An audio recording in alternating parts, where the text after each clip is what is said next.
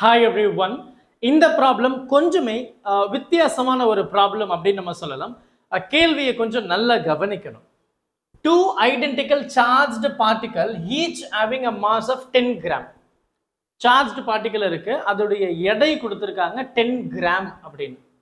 And a charge of 2 into 10 to the power minus 7 coulomb are placed on a horizontal table. ஒரு table இருக்கு, அந்த டேபிள்ல இந்த ரெண்டு சார்ஜை வந்து பிளேஸ் பண்றாங்க. அப்ப அந்த சார்ஜை பிளேஸ் பண்ணியாச்சு with separation of length L.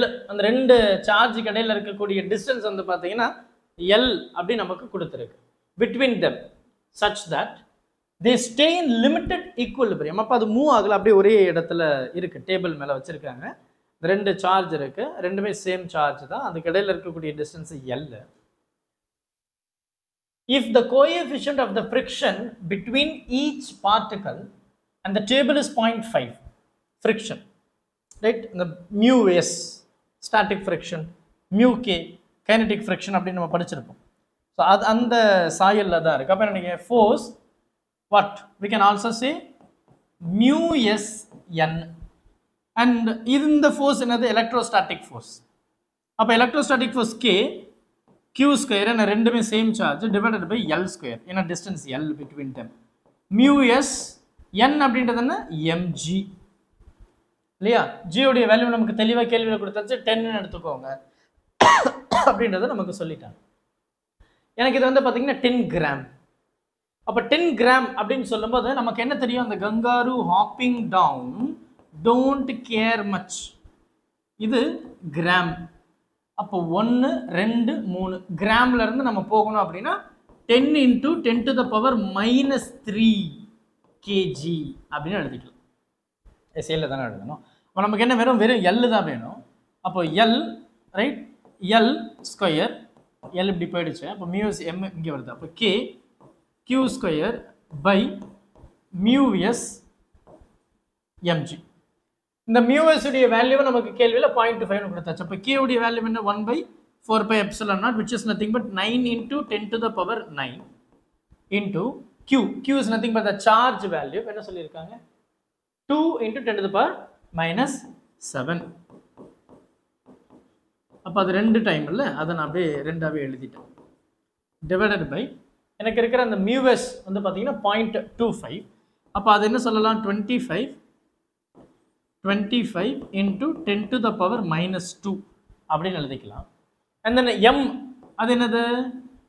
10 into 10 to the power minus 3 அப்படின்னு எழுதிக்கலாம். கிராவிட்டி 10 ன்னு சொல்லியாச்சு. அவ்வளோதான். இப்போ இதெல்லாம் நார்மல் கால்குலேஷன் தான். அப்போ நம்ம எப்படி கால்குலேட் பண்ணுறோம் நல்லா கவனிக்கணும். இந்த இடத்துல வந்து பார்த்தீங்கன்னா 2 to 5 5 இல்லைன்னா will make the decimal first நம்ம அப்படியே வச்சுக்கலாம். டெசிமலை தூக்கிடுவோம், விச் மீன் அந்த நம்பர்ஸை தூக்கிடுவோம். எனக்கு வந்து பார்த்தீங்கன்னா இது -2, இது -3 -5. அப்போ இது ஒரு 2 இருக்கு. அப்போ ஆப்வியஸ்லி இந்த இது கேன்சல் பண்ணிக்கலாம். அப்போ எனக்கு -3 மட்டும் இருக்கு. இப்போ இது ரெண்டு பார்த்தீங்கன்னா எனக்கு என்ன இருக்கு? அந்த -3 மேலே போகும்போது +3ன்னு மாறிடும். அப்போ +3 பண்ணும்போது இது என்னது? -4ன்னு இருக்கு. இது ஒரு 7, இது வந்து 9. அப்போ நீங்கள் இதை ஆட் பண்ணும்போது என்ன வருது? எனக்கு இது ரெண்டு ஆட் பண்ணும்போது என்ன வருது? 2ன்னு வருது. +2 இதோட சேர்க்கும்போது -2ன்னு வந்துருச்சு இல்லையா? -2. அப்போ எனக்கு ஓவரால் பவர் டேர்ம் என்ன இருக்கு?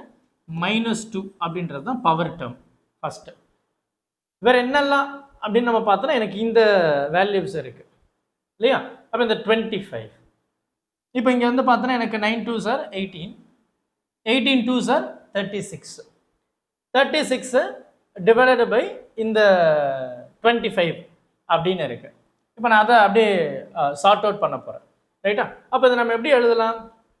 You can make it so simple, right? Whichever way is possible. அப்போ L square is nothing but 36 divided by 25, கரெக்டா? 36 9 2s are 18, 18 into 2 36, 36 divided by 10 to the 25, and then power வந்து பார்த்தீங்கன்னா 10 to the power -2 அப்படின்னு இருக்கு. இப்போ இதை நீங்கள் ரூட்டை விட்டு எடுத்தீங்கன்னா L can be represented as 6 by 5 into 10 to the power minus 1. இப்போ இதை நான் என்ன சொல்லலாம் 6 5 ன்னு இருக்கு